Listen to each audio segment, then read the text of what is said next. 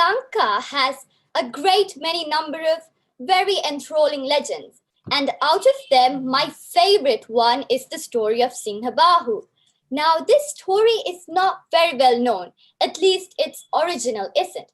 But fear not, at the end of my speech, you would know everything to do about it. Honorable Head Table and my fellow Gaviliers, the story of Singhabahu starts with a very rebellious princess. Now, this princess did not listen to what her father said. She wreaked havoc in her kingdom, which was a very rich Indian kingdom in the middle of nowhere.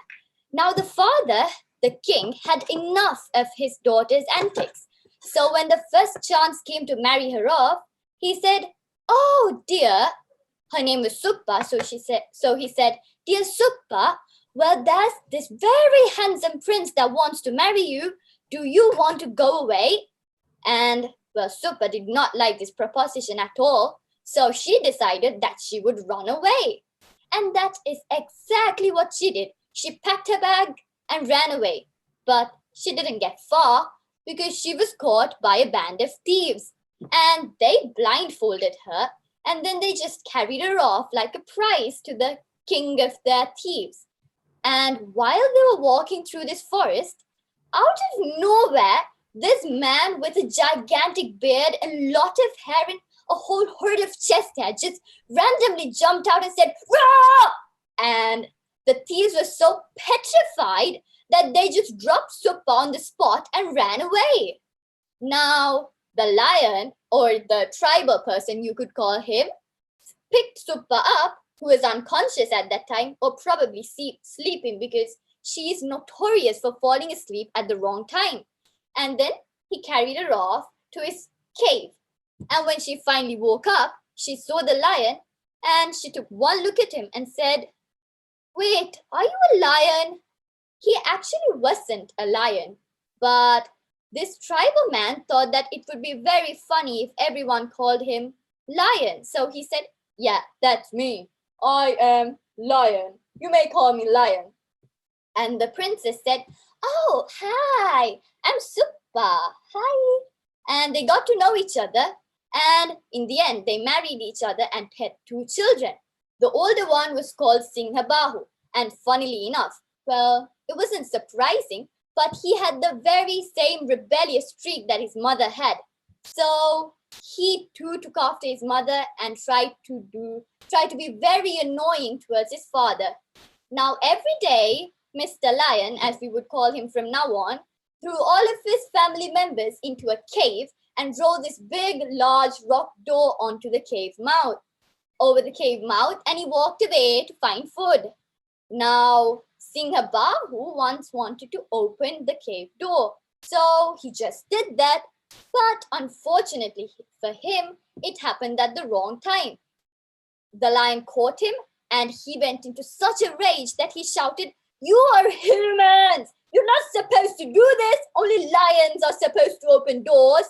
And well, Singhabahu was as smart as he was rebellious. So he realized that his father separated him from everyone else and called them humans. So he went up to his mother and asked, along with his sister, who was the other child called Singhasivali, they asked, "Mother, why did our father say that we are humans? I mean, isn't he a human? I know he has a lot of chest hair, but he's a human, right?" And well, Princess Suppa did not want to tell them what really happened, but in the end she gave up and she told them that she was indeed a princess and that Singhabahu was crown prince to a whole realm. Now, ever since hearing that, the crown prince thing was all that worked in Singhabahu's head. So one day he decided, along with his sister, that they would run away. So they went up to their mother and said, "Mom, we want to run away because, why? Oh yeah, because I am a king to a country. We're jeopardizing our kingdom because we're just here eating deer and stuff, things like that. Why can't we go to our home?" And Princess Suppa really wanted to run away at that time because she had had enough of eating all these unusual looking leaves. So she said, "Yeah, why not? Why not?" So they all ran away one day, and well, they ran away through the forest to this kingdom that we talked about earlier.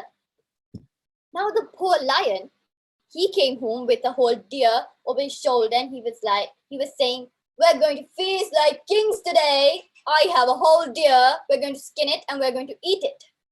But when he came to the cave door, he realized that no one was there. The door was open and he was all alone. Now the lion was so mad that he threw such a rage. In fact, he was blinded by his anger that when he went looking for his children, he killed everyone in his way. And by the time that he had completely ruined some of the villages at the corner of the kingdom, Singhabahu had gotten to the castle where he had met his grandfather. Now, the grandfather's mind was in such a turmoil by the time the prince came. Why? Because his whole kingdom was under attack by this large lion. So he told Singhabahu that indeed he was the crown prince, but he would only make him king if he killed the lion. And I guess Singhabahu wasn't a very moral person, because he went to find the lion with some bows and arrows, and when he met him, he looked at the lion and said, "Hi, Dad." And the lion was so shocked to see his son that he stopped and said, "Oh my God, Singhabahu, you almost gave me a heart attack. Where have you been?" And Singhabahu, of course, was a very cruel person. So he turned and looked at his father and said, "Well, guess what, Dad? I am going to give you a heart attack." And then he took out his bow and his arrows and he shot at his father. He died on the spot. So, and finally, Singhabahu became king. And after that, he had a son. Well, he had 16 children, and the oldest out of them inherited yet again that rebellious streak. So, but Singhabahu was not going to stand his son rebelling against him, so he shaved off one side of his head and exiled him from the kingdom. He put him in a ship and made him sail away. And guess where he came? Yes, he came to Sri Lanka, and he became one of the first kings here. We call him King Vijaya, and he started Sri Lanka's first royal bloodline. And that is the story of Singhabahu, which is a very fascinating story, and it's far more longer than that. But this is how they say, how the Mahavamsa says that the history of Sri Lankan kings began. Of course, there is no theoretical background behind this, but after all, it's a fun story. Over to you. Thanks for watching.